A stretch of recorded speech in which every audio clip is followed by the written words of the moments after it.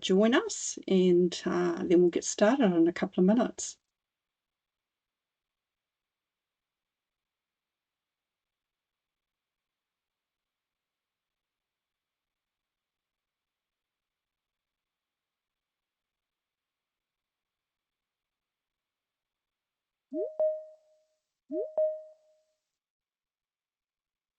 And just ignore that beeping noise. It's just the various people joining in for this webinar today.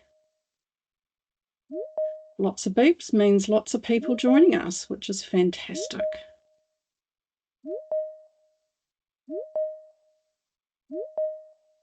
And as we had quite a few hundred that have registered for this webinar today, we are expecting quite a few to be attending.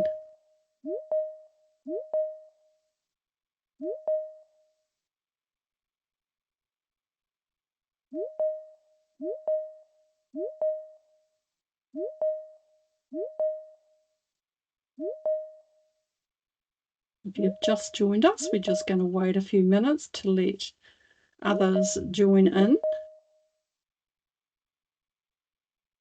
which is what that beeping sound is.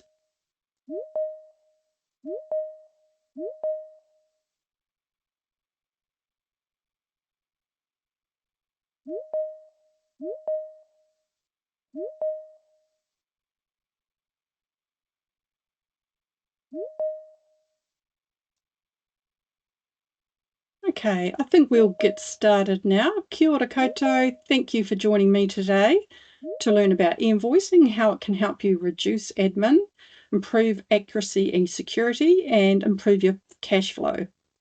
My name is Linda Moore. I'm part of the e-invoicing team here at the Ministry of Business, Innovation and Employment. Also joining me today is Andrew Cook and Alison Smith.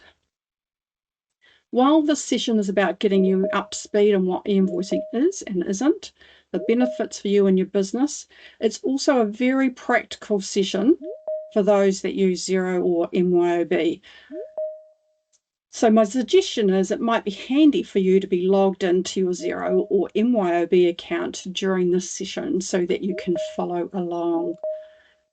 Now, we note from the registrations for this webinar that there may be some of you here today that don't use MYOB or Xero, but it's likely that some of your trading partners use these platforms. So I think it will be useful for you to understand what their experience is when you ask them to send you e-invoices or for you to send them e-invoices. So it's good to just upskill your own knowledge on how those platforms work and just really how easy it is. Please note this session will be recorded and will be available on our website in the next couple of weeks. We'll send you an email letting you know when it's available. Also note that we will send out a copy of this presentation in the next couple of days, as there are many links to resources and things that'll be handy for you. There'll be time for questions and answers towards the end of the session. Please use the Q&A function, not the chat function. So Andrew may enter some answers to some of these questions during the session, so look out for them if we don't answer them in the live session. All right, please join me for the imi karakia if you wish. Te whia te mana kia mau kia maia. Ka huri taku aro, kei te pai kahurangi, kei reira te oronga moko. Mā mahi tahi ka ora ka pūwai, a mātou mahi katoa ka puna, ka tika, ti hei Māori ora. All right, Alison is going to put a link in the chat that will take you to a poll, and we'd love you to please answer 3 quick questions in this poll. So grab the link out of the chat and I'm going to hand it over to Andrew, who's going to share his screen and go through what those questions are. Thank you very much, Linda. So coming up on screen now, oh, some of you have already started. Our expectation is most of you will be on Xero, for smattering of MYOB, and a bunch of other, of course. A lot of Linda's presentation towards the end of this webinar will be focusing on Xero and MYOB as well. I'll just pause as we let you go through those. It's quite interesting.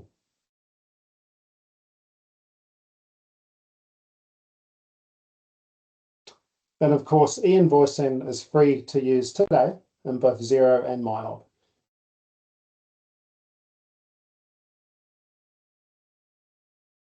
Let's give it another 20 seconds or so. So it's good. We've got 253 of you logged into the webinar now, and just over 200 of you have responded now. I'm going to move on to the next question. Have you already registered to receive e-invoices?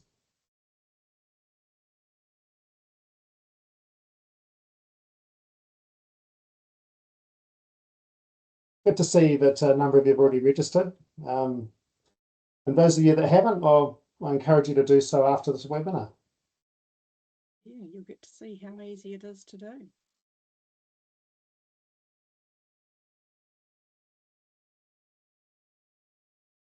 Right, I'll move on to the last question.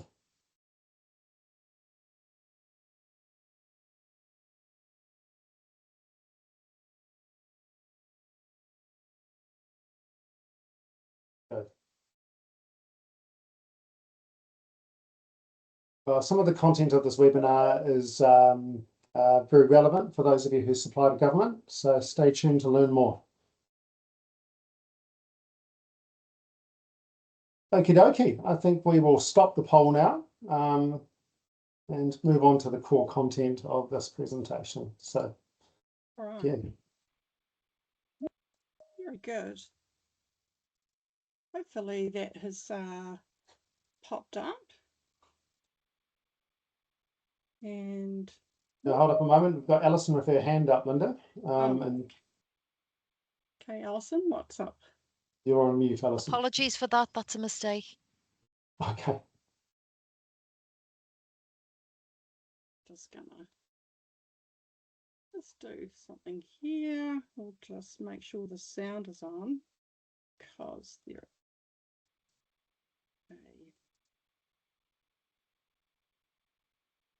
All right, there we go. If you're in business today, you'll want to know about e-invoicing. It's a digital offering that brings a smart approach to invoicing, so manual handling can become a thing of the past. Let's set a few things straight. E-invoicing means no paper, no PDFs, no scanning, and no email. It's an exchange of invoice information directly between suppliers and buyers' financial systems, even if these systems are different. It improves accuracy and security, reduces processing time, and speeds up payments. Great news for cash flow. To get started, talk to your accounting or financial software provider about their plans to provide e-invoicing enabled services. Find out more at einvoicing.govt.nz. E-invoicing, the smarter way of invoicing. Thank you for that, Linda.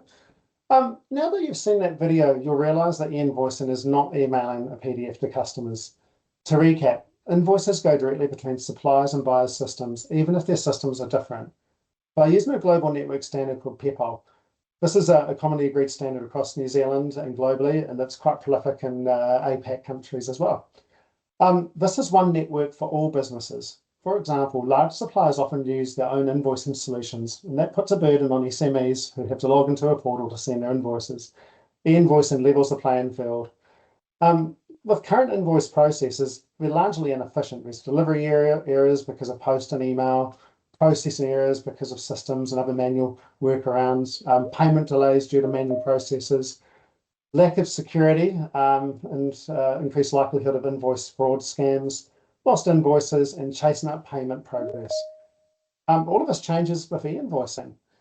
So when you're talking to your trading partners, you may have to dispel them of this myth when you ask them to send you e-invoices instead of PDFs, or when you ask if you can send e-invoices instead of PDFs. Next slide, please, Linda. So we've just drawn out some of the key benefits for SMEs. We think there are some great benefits for businesses, and recent research does confirm this. Because e-invoices go from one system to another, they never get lost or stuck in someone's inbox. And do you know that roughly 70% of emails are successfully delivered? So roughly 30% don't make it through or are unopened for one reason or another.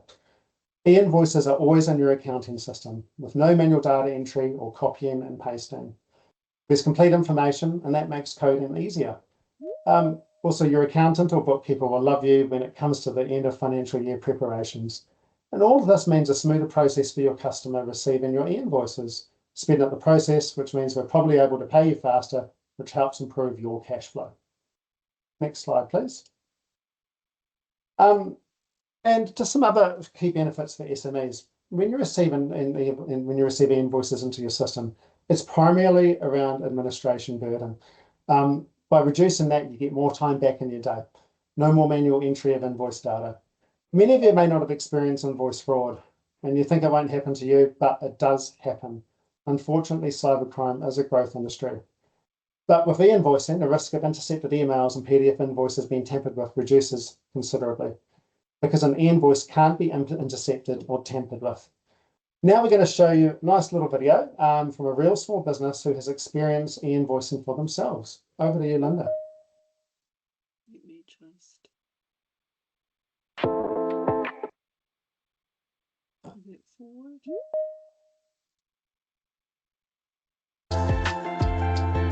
Normally, we have coaching clients and we invoice them for a package of coaching, generate an invoice on Xero, send it to them as a PDF, and it goes off to their finance department. And we wait until they run all their invoices at once. That can be weeks. So as a small business, you can go, But what e-invoicing does means that we just get given an NZBN number and we put the number on our invoice in Xero and it just goes, match.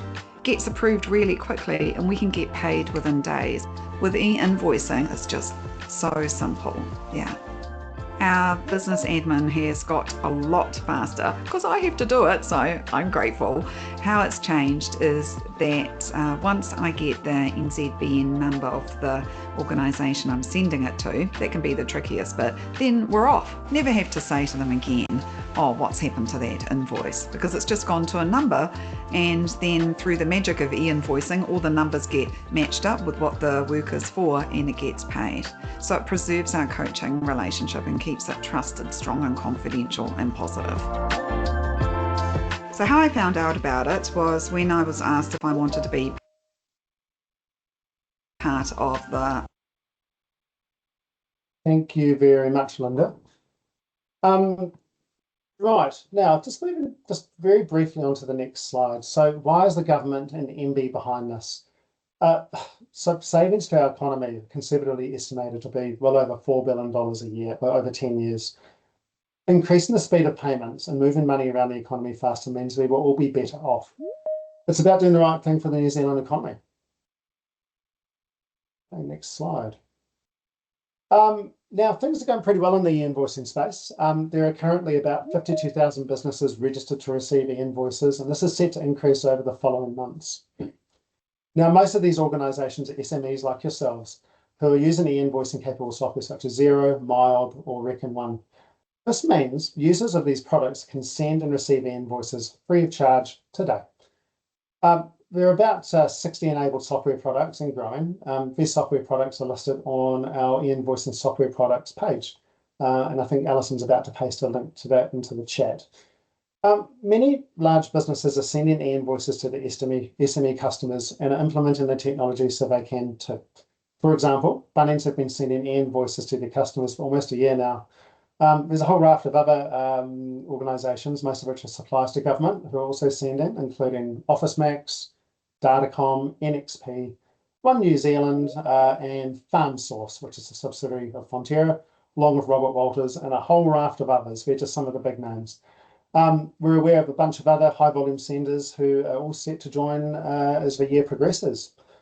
Now, about 60 government agencies are currently capable of sending or receiving e-invoices, and many more are set to follow in the coming months.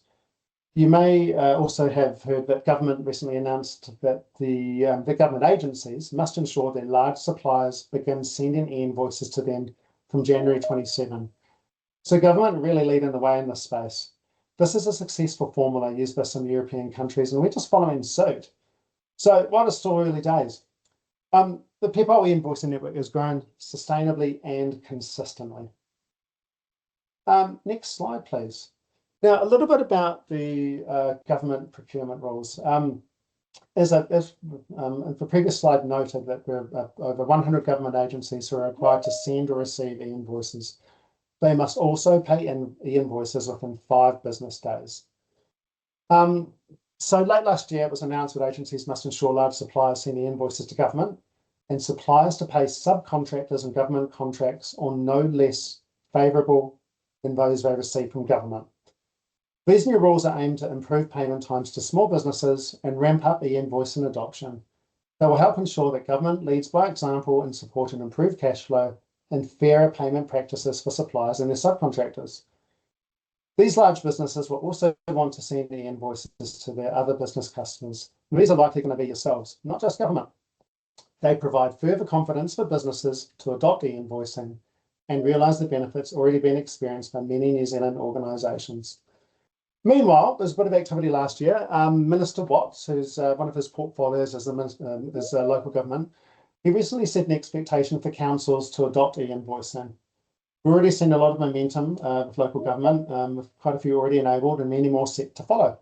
And some of you may be here today from councils, as we received a number of registrations from local government, so welcome. What all of this means is many of your trading partners across private and government are e-invoicing now or soon will be e-invoicing. Now, I'm going to shortly hand the reins over to Linda, and she's going to be covering some of the practical aspects of sending and receiving e-invoices through MYOB and Xero. So I'm going to go to the Q&A now. Please fire through your questions, and I'll answer as many of them as I can in writing, and then at the end of the webinar, we'll go through what's left and discuss them orally. Over to you, Linda. Thank you.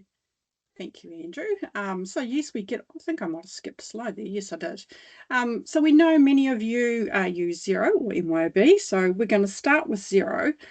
And one of the things, it's really important to make sure that your organisation settings has your own NZBN number in there.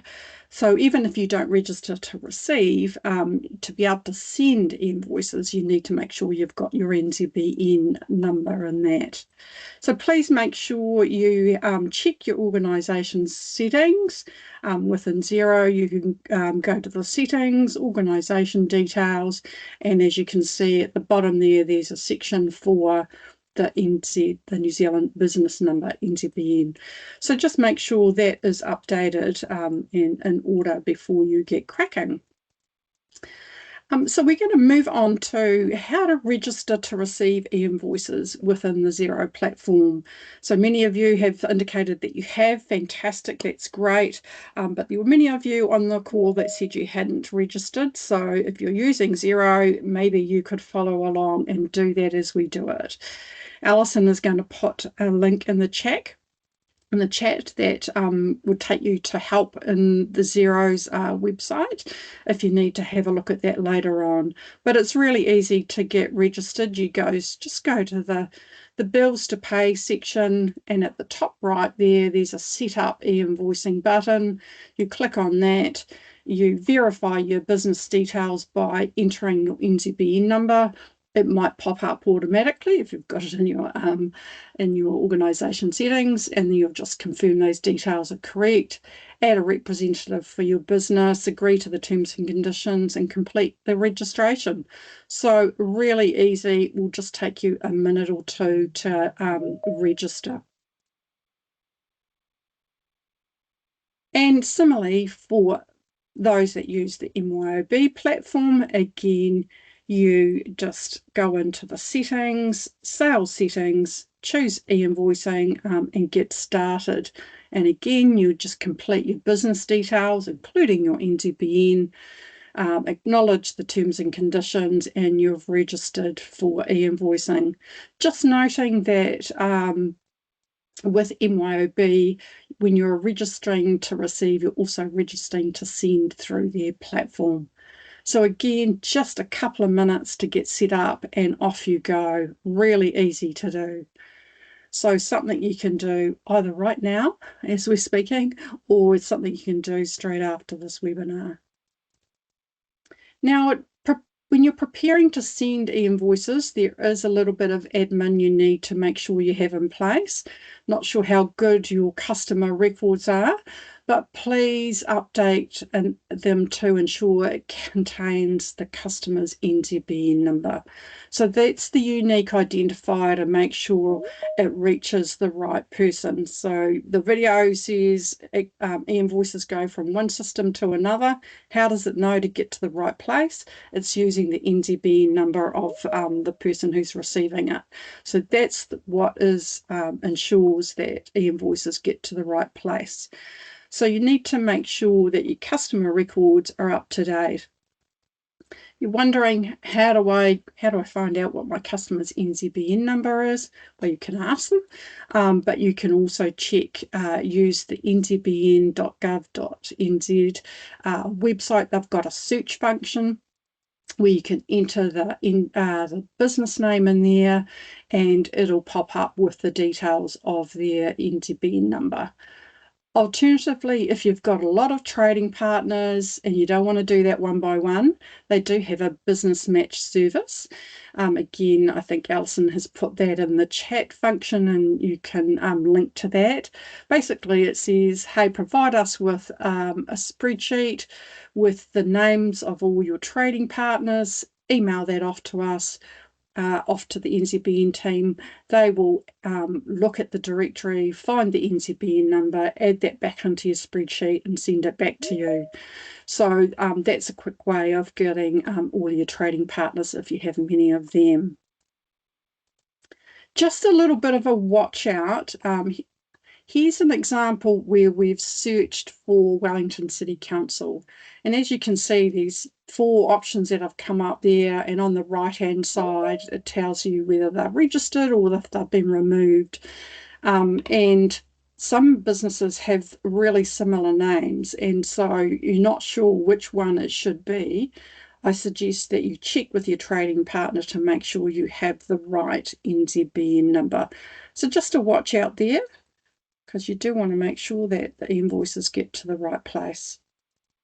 All right, so again, you've got your customer contact record updated, but you don't know if your customer has actually registered to receive e-invoices.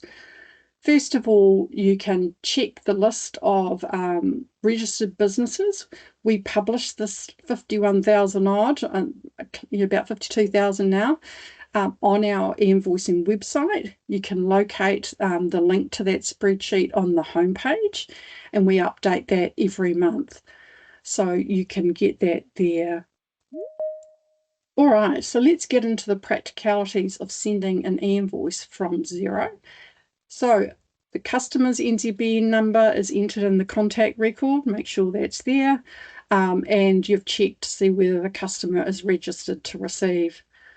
You would complete an invoice just like you would normally would through Xero, but you'll notice down the bottom here, on the bottom right of your Xero account, you'll see a little toggle there that says Send as an e-invoice. And conveniently, Xero have added a little thing to say that this contact is set up to receive e-invoices. So even if you don't know if your customer can receive invoices, this will tell you. So you just move that toggle along. You've completed your invoice as normal. Change the toggle so that you can send it as an e-invoice, and then you approve and send. So really straightforward, easy as. Just a watch out, many government agencies and large businesses ask you to put a reference on the invoice. So it could be a buyer's reference or a purchase order or a contract number. So in Xero, this is where you would put it. To be able to distinguish it between just a normal buyer's reference and a purchase order, you need to prefix that with the PO colon, and then you would add in the purchase order number that your customer has given you in the format that they want you to put it in. Some might have PO 123. In this instance, it's PN 123456. So just a watch out there. That's where you would put that information if your buyer is asking you for reference numbers to be added to the invoice. Now in MYOB, again, very similar. You would create an invoice as normal, just making sure that you do include something in the description field. If that's empty, it won't be sent as an e-invoice, so it needs to contain some information. And then in the top right there, that's where you would put a customer purchase order number if that's required. So when you've completed your invoice and you want to send it, then you go to the share at the top right hand side of your MYOB screen, and there's in the drop down there's a send e-invoice as an option.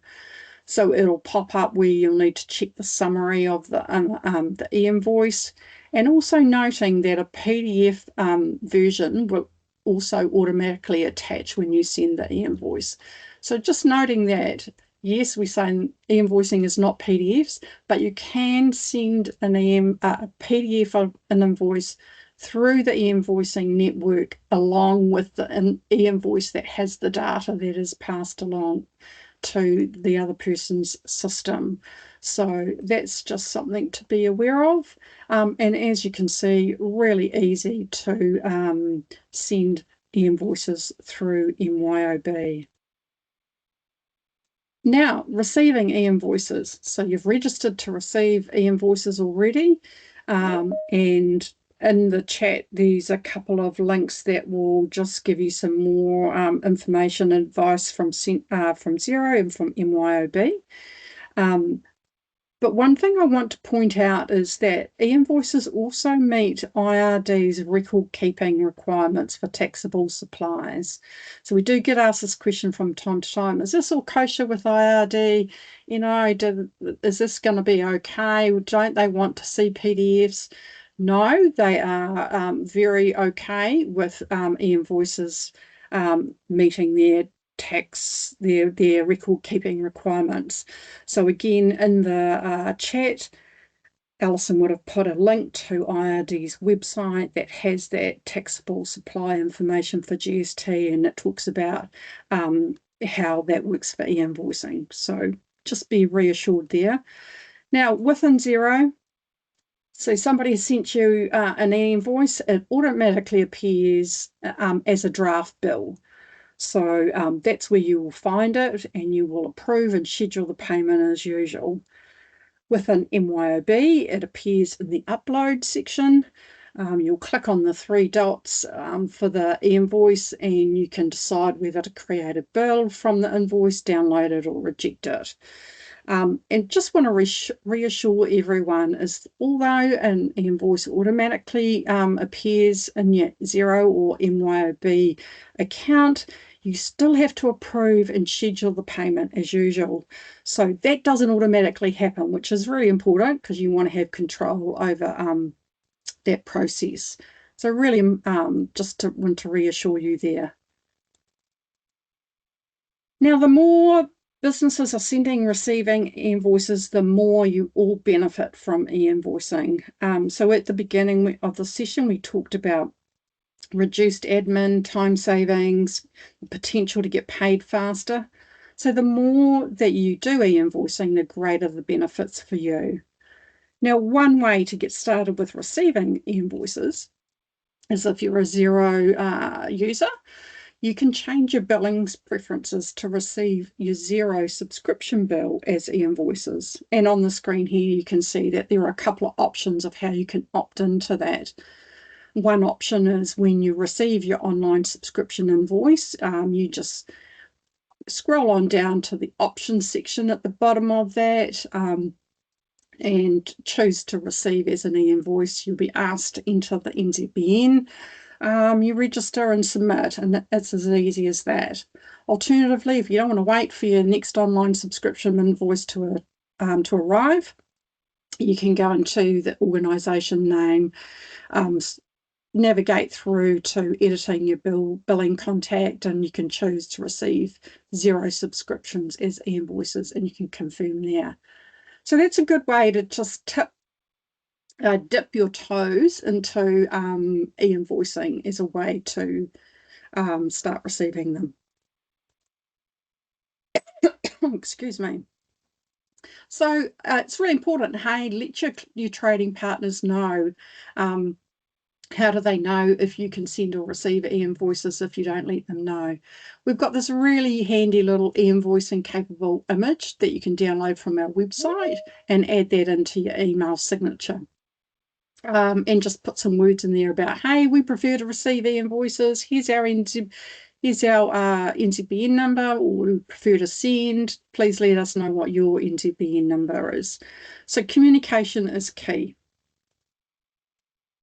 All right, we're nearing the end of our session, and we will get into questions in a tick. But just a checklist: when you get off this webinar, go and register to receive e-invoices. Go and opt in to receive your Xero subscription bill as an e-invoice. You can check the list of those businesses that are registered to receive and see if you can find your trading partners that you can start exchanging e-invoices with. Set aside some time to ensure that you've updated your customer records to have their NZBNs. Start sending e-invoices, and we just want you to encourage others to send you e-invoices. Now we're going to get into the questions. If we run out of time and we don't answer your question, please feel free to email us at einvoicing@mb.govt.nz. Now on the next slide, we do have a whole bunch of resources. I'm not going to go through them now, but these will be available when we send out the pack, and you can go and browse at your leisure. All right, I'm going to end the slideshow here, and we are going to get into the questions. Andrew, have we got a starter for 10? We do. I've got a simple one and then a really technical one. So I have already answered a lot of the questions. Bo Her asks, what about suppliers who do not have an NZBN? So you require an NZBN to receive an e-invoice, but Lisa, I might need to get you to jump in here. So you require an NZBN to receive an e-invoice, but you don't need one to send an e-invoice. That's correct, isn't it? No, you need an NZBN on both ends. Both ends. Okay. Yeah. All right. Yeah. So there you go. So you need to be an NZBN is like it's like the addresses that you put on an envelope. So the sending NZBN is the sender address that you might write on the back of the envelope, and the receiving NZBN is the address on the front of the envelope. But there's just a bit of confusion there, because businesses have to be registered to receive e-invoices, and that's basically so that if you're sending them an e-invoice, your system can look up the directory and work out whether they're actually registered to receive an invoice and find out who they are before they actually try to send it. Otherwise, it would just go into oblivion. Thanks, Liz. That makes sense? Yeah, it does. I'm going to try and answer the next question from Paul Wiggins, who essentially says that they're on a platform, which is not MYOB and Xero, called Microsoft Business Central, which is the easiest way to become enabled via e-invoicing is via Continia, which is, I think, their AP plugin. And he's asking about the cost, and are there any mechanisms to avoid these additional transaction costs as adoption grows? The reality is for a lot of businesses, especially the larger businesses, there is a cost to e-invoicing to implement it in your system. We'll be covering off all of that detail in some of our upcoming webinars, so I won't go into detail now. But I do encourage you, Paul, to attend one of those webinars. But at the end of the day, when there is an investment, there needs to be a return on that investment. And over time, e-invoicing is only going to grow. And so the investment in e-invoicing will become more and more, will have a better net present value over time. Right. Linda, Linda looks like she's locked up on us, so I might take the next question. So from Sabina G, as you mentioned, e-invoicing is good for Xero and MYOB software. Is there any way it can be used with other ERP systems such as Epicor? Lise, would you mind talking about some implementation pathways, just ever so briefly, outside of MYOB and Xero? Sorry, I was on mute there for a moment. There are lots of other systems, ERP systems that are enabled for e-invoicing as well. And off the top of my head, I'd have to go and check whether Epicor is one that is also enabled. We do have a list on our website of all of the invoicing capable software that is out there.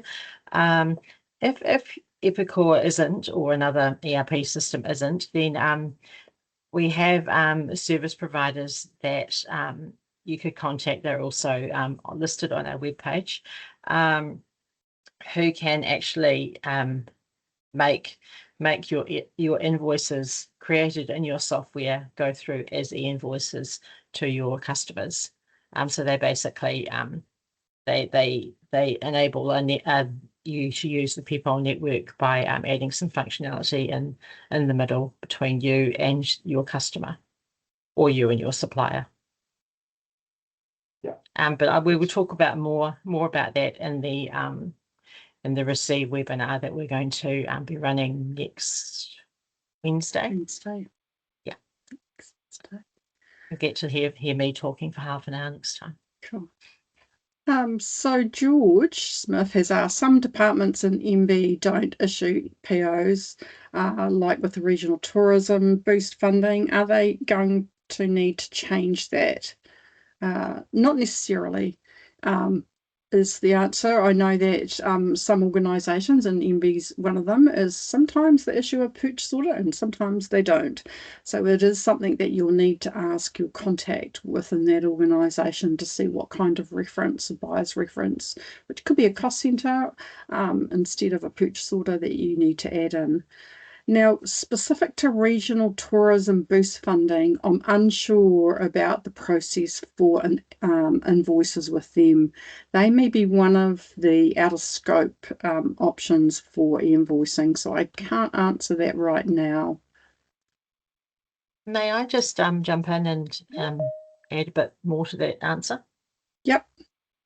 So MB isn't, people at MB aren't bound to create purchase orders for everything. We're working on a project. We have been for quite some time to re-educate the business to a mostly purchase order way of doing things.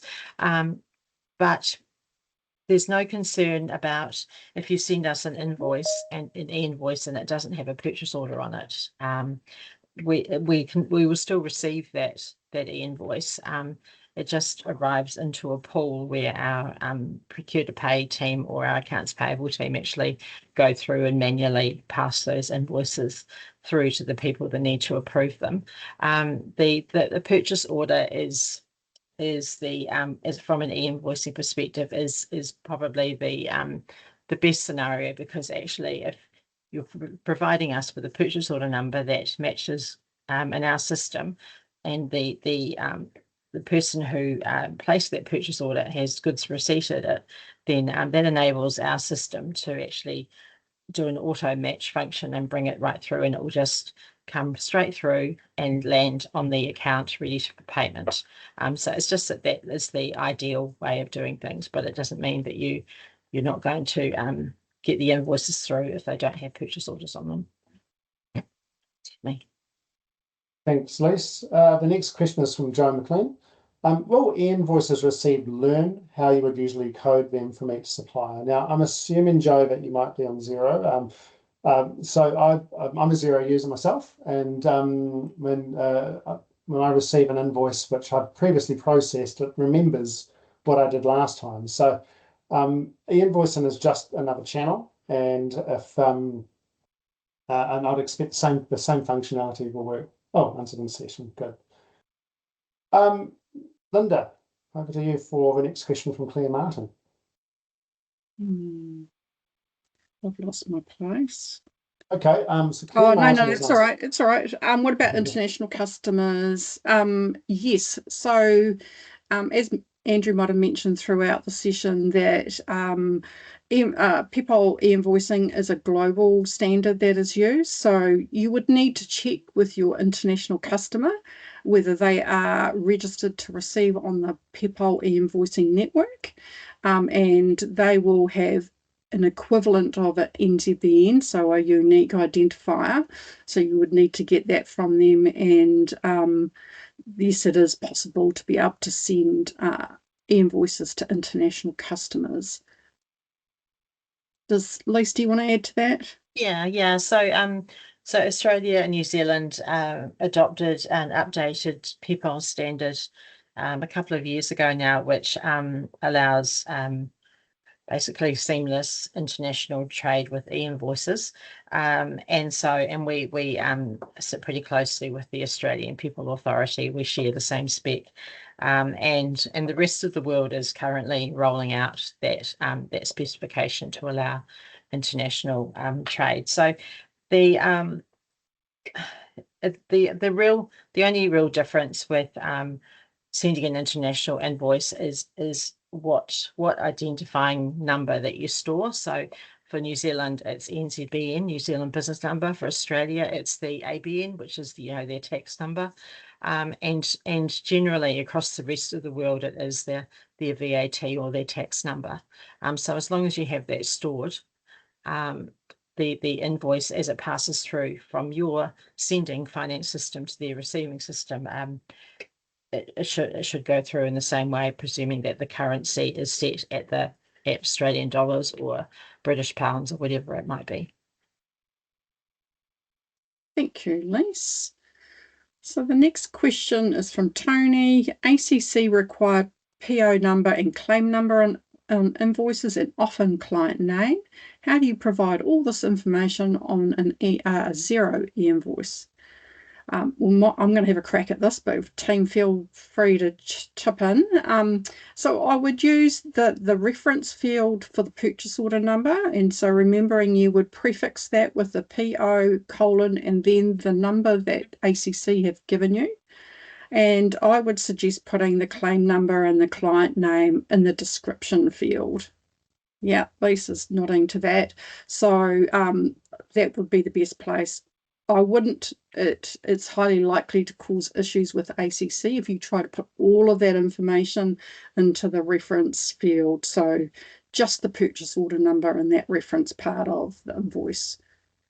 Yeah, and without getting too technical, the Xero reference field on the face of it only appears to support one reference at a time. So if you were sending an invoice to ACC, you would think that you can only put one reference in there, but as Linda was saying, you can, to an extent, define what information goes where. So, yeah, as Linda said, if you have PO : and then the order number after that, then Xero will actually pick up that value and map it into the purchase order field so that it arrives with ACC in the purchase order field.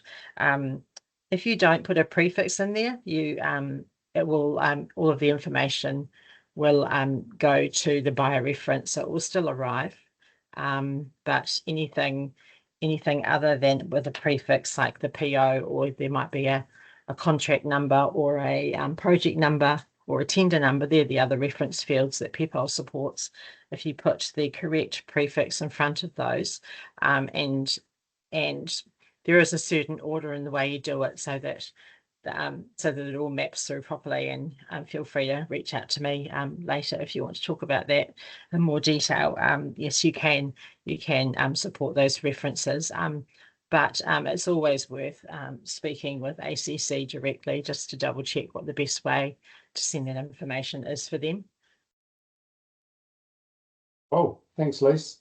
Right, the next question is from Nicola Edwards, and she's essentially, she says, we have many small turnover customers using Xero who are invoice enabled. We're not seeing any benefits in that they're not paying faster. We've looked to follow up numerous times. Do you have any advice in regards to this? So e-invoicing is just another channel. And what it means is invoices are more likely to arrive in the customer's finance system. And generally speaking, in our experience, it shaves off about 2 days of processing time to get into the system, but there's a lot of dependencies there.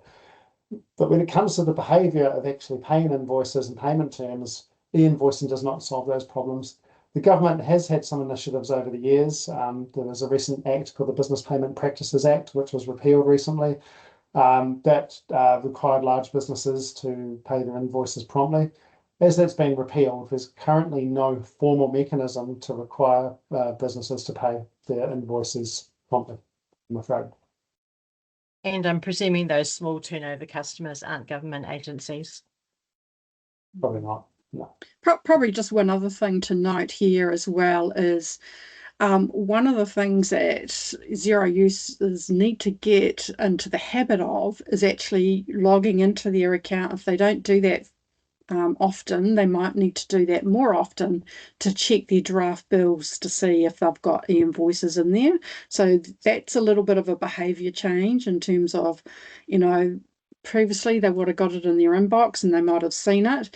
Because it's going straight into their system, they may be overlooking it because they haven't actually logged into their Xero account. So I would just, remind them that you're sending e-invoices and it'll be straight in their system. So but as Andrew said, in terms of their own processes for paying and timeframes, that still sits with them.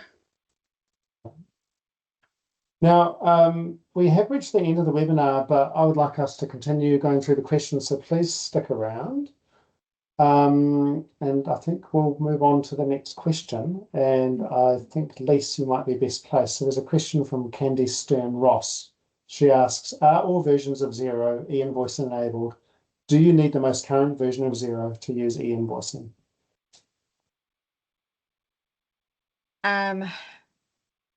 I would say yes, all versions of Xero are e-invoicing enabled. My understanding is that they update it automatically. So I'm not quite, when you say versions, are you meaning older versions versus newer versions, or are you meaning smaller versions like the Ignite as opposed to more functionality rich version? Yeah, I think maybe a general rule of thumb, Lise, is that if you have invoicing function now within Xero, then you're highly likely to have e-invoicing function there. So I've not heard of any versions that don't have e-invoicing enablement. Right, the next one is from Anne Marie. We use Sage Interact. Do you have info for this package as you talk about MYOB and Xero? So Sage Interact is an enabled software product, but it's not one where we have produced guidance material. I would talk to your account manager and ask if they have any material that they can share with you. But a lot of what Linda has shared is fairly generic across the invoicing solutions. Lise, anything further to add? Are you familiar with Sage? They might also have their website might have information about how to do it as well. So I'd check their website. No, I think Andrew and Linda have covered that well. Thank you.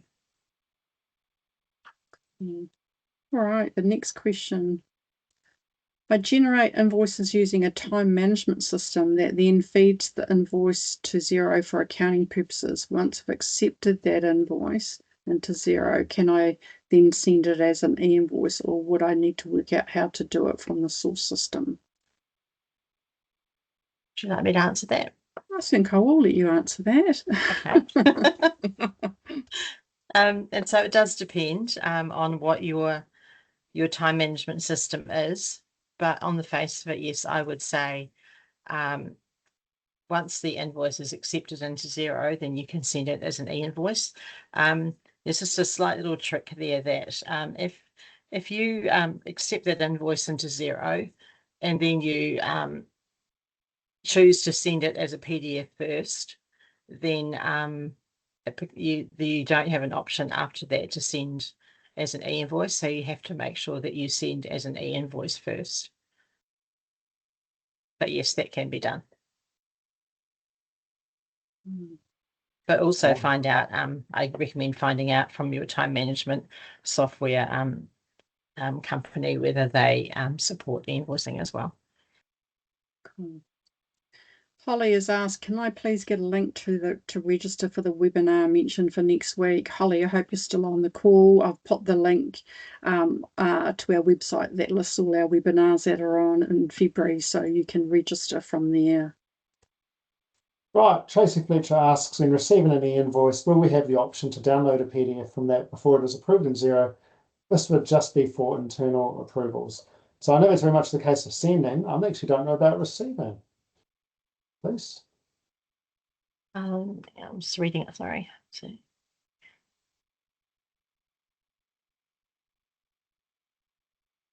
So while Lisa's reading that, so here at MB, our solution, which is Technology One, renders a PDF version of an e-invoice.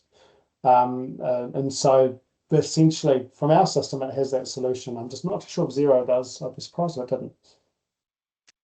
Yeah, they all come in as draft bills, don't they?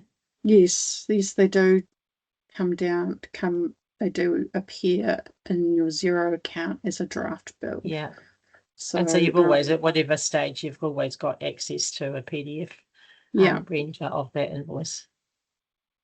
Yeah. Whether it's before or after approval. Okay. Great questions, by the way. Somebody has their hand up. Linda, did you want to ask a question? No. We've allowed the mic if you want to unmute and ask a question. Okay. No? Right, shall we move on to the question from Michelle James? Xero POs use PO-XXX. Do we need to type PO:, PO --? That's correct. So I'm just adding a comment just to make it a bit more clear. Yeah. As I mentioned in our session that unfortunately, or fortunately, I don't know, but a lot of organisations all have different formats for their purchase order numbers. So MB, for example, has PN 1, 2, 3, 4, 5, 6. Other organisations just might have some numbers, or they might have a mixture of letters and numbers, or they might have PO 1, 2, 3. So you need to check what the format is from your buyer as of that purchase order number, remembering to put PO:, and then the format and the number of what the buyer has given you. Hopefully that answers your question. Right, next question from George Smith. Will e-invoicing potentially push more work to the finance team from the wider business to work out what cost centers, etc. relates to? At the end of the day, any issues you're having with your current manual PDF processes can potentially be transferred across via e-invoicing in terms of coding issues. It's just so important to share with your customers the requirements. But I mean, as mentioned early on in this presentation, e-invoicing, it's for structured transmission and receipt of data. And so that means that a lot of the productivity gains actually with the finance teams. However, sometimes there's a little bit of pain early on as businesses come to grips with where to put the reference information.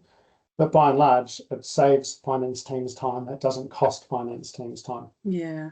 I mean, and Andrew points out an important thing is that your customer, they need to ensure that they pass on any cost centre or buyer reference or purchase order numbers. They need to pass that on to you, for you to then put that on the invoice before you send it. And so, if a PDF was sent through and it didn't have those references on them, somebody has to pick that up and add that. So I guess you're right in some ways is that the finance team are going, oh, there's no coding on here, there's no cost centre or anything on here, I've got to go back to the business to find out what that is. And so the business needs to play ball and make sure they're passing on that information to their suppliers. Hope that makes sense. We've got about 5 minutes left. How are we going? We've got a few more questions. Right, Olivia Sanford. When getting the invoice straight into Xero, where would the backup copy be if we don't have an email or save in HubDoc? What happens if we leave Xero later on but still need the copy for 7 years? I don't know the answer to that, I'm afraid. I guess it's like any of your record keeping. If you change accounting systems and things, you still need to put something in place to keep all the records of that accounting system. So not just invoice information, but other information. So you would need to work out a process for that. And I don't know what that process would be. I'm sorry. Generally when you do move from one accounting system to another, in my experience, you have to basically hold on even if you have only view-only access to that old system. You tend to have a basic version of it running in the background so that you can go back and check those old records should you need to. There's no easy way around it, sadly. Right, Anna Clark is asking if Datacom is capable. Yes, they are capable of sending and receiving invoices, and one of their products, Datascape, which is used widely across local government, it's not yet enabled, but we're working with them, and we're hopeful it will just be a matter of time. I guess the short answer is Datacom is sending invoices and can receive. Yeah.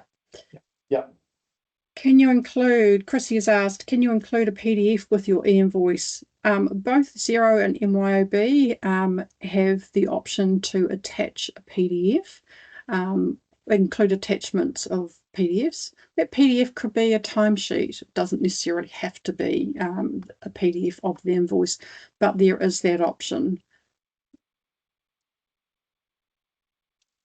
We've got 2 more questions, and I think we'll probably wrap up. So there's one from Hillary. Would you need to select e-invoicing for each invoice manually, or can this be set up per customer? I'm assuming this is from the perspective of a Xero user. I think Lee's thinking about that one. Yeah, so if you are talking about Xero, then what I've found is if you have an NZBN loaded against that customer account, then by default, when you're entering that invoice in Xero, the send as e-invoice button will be available to you. If you don't have an NZBN on the account, then it won't be available. Yeah, but you do have to physically change that toggle. So we're hoping down the track that Xero will change the user experience, and just, if someone is already one of your customers is already set up, registered to receive, and you have their NZBN number in the contact record, it will just automatically do that for you. But right this at the moment, you have to do that little manual exercise of changing the toggle.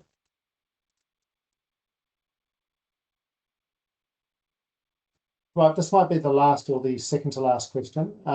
This one's for you, Linda. Joe McLean, if you can find her, it's second from the top. Yeah. So this is around... Yeah. Okay. All right. Actually, this is something I should have covered off during the session. So one of the key trip-ups is when you have registered for an NZBN number, there are certain fields that need to be set to public. Including your business name and address. So what is happening is Xero, when you're registering, I'll give the Xero example, when they're registering to receive e-invoices, they are validating you by looking at the NZBN record and saying, do the information you've given me match with what's in the NZBN record? And if you don't have that information set to public, then they can't actually do that validation. So I would log into your My NZBN and check that those fields are set to public and not private. Feel free to send us an email separately on that, and we might be able to see if we can help you through that. But have a crack at that first. Hope that makes sense. It can be Thank you, Linda. also a bit fussy about if your address isn't exactly the same in both places. If your address in Xero is different to your address that you've set against your NZBN record, it can be quite fussy. Okie dokie. One last question before we wrap up and have some lunch. Another question from Her. Sorry again, about customer suppliers who do not have NZBN. These could be individual contractors who do not have NZBN numbers and probably do not plan to create one. Could we just email invoices instead of enabling e-invoicing for these types of customers or suppliers? Well, essentially that's your only choice, other than snail mail. If they don't have an NZBN, they don't have an e-invoicing phone number. Therefore, you've got a roadblock right there and then.